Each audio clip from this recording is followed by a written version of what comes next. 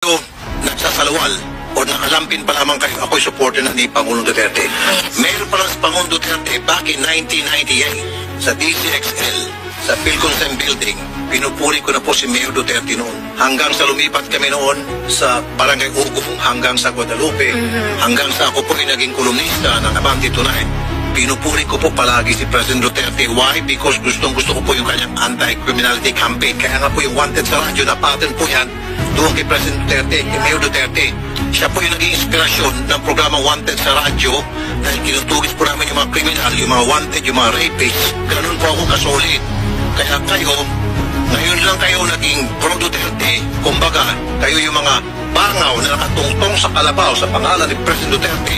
Ang yayabang nyo na, ang babastos nyo, ang bababoy nyo. Walang ginagawa araw-araw, pwede magmura ng mga kung ano-ano dyan. Basta meron naman mura, meron naman kaaway.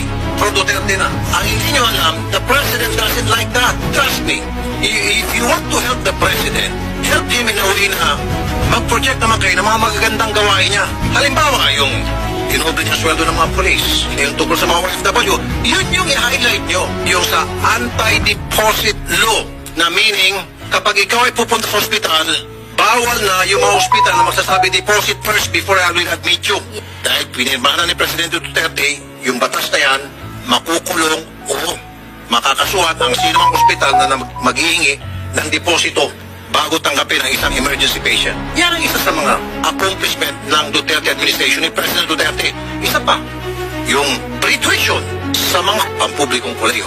Those are the things na gusto ni Presidente na i-highlight nyo. Wag yung kababuyan. Away ka dito, away ka doon para lamang Puro Duterte ako. Kung pwede pati ipis awayin nyo para masabi lang meron kayo kinakaaway na kayo Puro Duterte. Wag ganon. Ang yayabang nyo Ang yayabang to. Tulad nitong si Nino. Ang yayabang mo iho. Ako, for your information, I have 6 million followers and yet hindi ako nang abuso.